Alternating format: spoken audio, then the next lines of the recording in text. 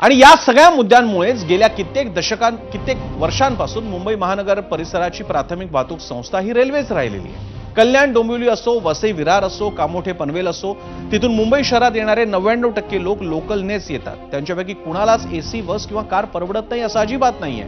पण वाहतूक कोंडीच इतकी असते की लोकल सोयीची पडते. याला पर्याय ठरू शकतो मेट्रोचा. मात्र आजही मुंबईत मेट्रो पूर्णपणे सर्व मार्ग सुरू झालेले नाहीयेत.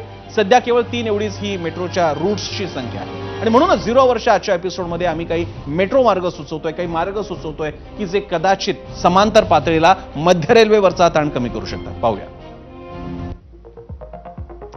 बदलापूर ठाणे मार्गे ऐरोली या मार्गावर मेट्रो उभारली तर पर्याय ठरू शकतो का, हा विचार यंत्रणांनी करायचा आहे. डोंबिवली ते मरोळ मार्गे पवई,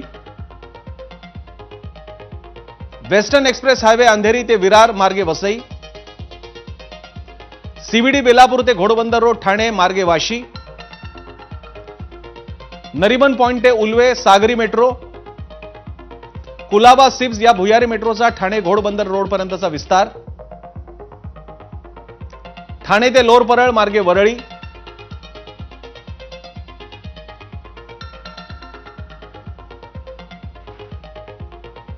तर याशिवाय सुद्धा अनेक मार्ग असू शकतात. मग त्याच्यामध्ये अगदी दीर्घकालीन मार्ग सुद्धा असू शकतात. तुम्ही नोकरीच्या वेळा बदला, 3-4 शिफ्ट्समध्ये कामं सुरू करा, ऑफिसेसचं विकेंद्रीकरण करा. सध्या सगळं साऊथ बॉम्बेमध्ये आहे, मुंबईमध्ये आहे, तर ते बदलू शकता. अनेक वर्क फ्रॉम होमचा मुद्दा आहे, असेही मुद्दे येऊ शकतात.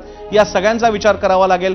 उदाहरणार्थ अगदी क्रांतिकारी निर्णय म्हणजे सगळ्यांच्या सुट्ट्या ज्या आपल्या रविवारच्या आहेत त्या आपल्याला कंटी ब्रिटिशांची सवय होती, तर त्या बदलता येतील का? बदलत्या सुट्ट्या साप्ताहिक सुट्ट्या असू शकतात का, जेणेकरून एक विशिष्ट लोकसंख्या घरी असेल, विशिष्ट लोकसंख्या कामात असेल, विशिष्ट लोकसंख्या वेगळ्या टप्प्याच्या शिफ्टला असेल, असे वेगळे विचार करावे लागतील. लोकांच्या प्रतिक्रिया आपण जाणून घेण्यासाठी माझा मीडिया सेंटरवर जाऊयात आणि लोक काय म्हणतात या विषयावर, गंभीर विषयावर पाहूयात या कमेंट्समधून. रवी हांडवा म्हणतात गर्दी ही परप्रांतीय लोकांमुळे वाढली आहे. युट्यूबवरती एबीपी माझाच्या म्हटलेल्या ही कमेंट्स खूप मोठ्या प्रमाणात आलेल्या आहेत. या कमेंट्स अनूप खोडवे लिहितात कंपन्या इतरत्र हलवा, महाराष्ट्रात इतर खूप जिल्हे आहेत. हा पण मुद्दा महत्वाचा आहे. मी मगाशीच म्हणालो होतो डिसेंट्रलायझेशन झालं पाहिजे, विकेंद्रीकरण. एक्स पोस्ट लिहितायत प्रसाद ऑफिसच्या वेळा बदला, सगळं नीट होईल. कधीपासून चाललंय हे करायचं पण अजून काहीही झालं नाही. शशी बोराडे लिहितात परप्रांतीय लोकांवर नियंत्रण ठेवणे गरजेचं आहे, अशी त्यांची कमेंट आहे. हा अपघात नाही तर ठरवून केलेला खून आहे. या घटनेला 100% रेल्वे प्रशासन जबाबदार आहे. निवृत्ती यांनी ही पोस्ट लिहिली आहे. युट्यूबवर आलेली आणखी एक कमेंट आहे संकेत टिळेकरांची, बेकायदेशीर लोकवस्ती वाढली आहे आणि ट्रेन वेळेत येत नाहीत, मग गर्दी कशी कमी होणार.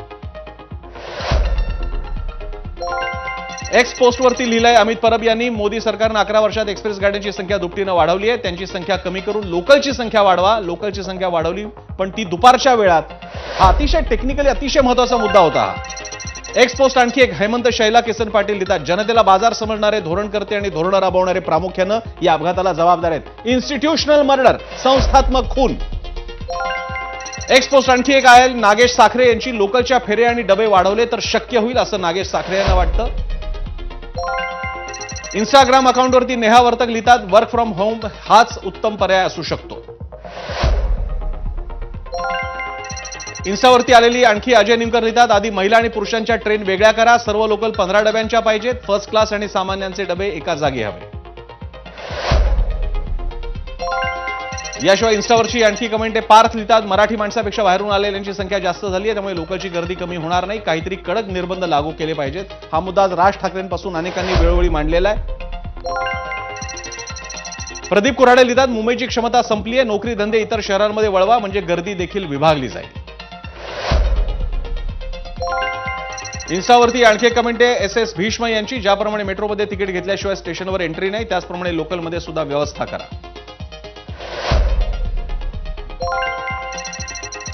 ऋषिकेश खेडेकर लिहितात उपरे हटवा आधी, खूप गर्दी झाली आहे महाराष्ट्रात. फेसबुकवरती एक पोस्ट आहे कैलास उतेकर लिहितात या अपघातातून तरी सरकारचे डोळे उघडले पाहिजेत, बाहेरून येणारे लोंढे आता तरी थांबवले पाहिजेत, तेव्हाच कुठेतरी मोकळा श्वास घेता येईल. फेसबुकवरती आणखी एक कमेंट आहे गिरीश विजय सावंत लिहितात अमराठी परप्रांतीयांवर कायदेशीर निर्बंध आवश्यक आहेत, मराठी महाराष्ट्राच्या सर्व समस्यांचं मूळ राज्यात वाढलेली आणि वाढत असलेली बेसुमार अमराठी परप्रांतीय लोकसंख्या. हा विषय आतापर्यंत दबल्या आवाजात बोलला जात होता कारण लोकांना वाटायचं की ही संकुचित मनोवृत्ती आहे, पण लोक आता खुल्यापणाने बोलू लागले. आणि यानंतर आपण जाणार आहोत आपल्या गेस्ट सेंटरवरती, जिथे आपल्यासोबत मान्यवर आहेत ज्यांच्याशी आपण या विषयावर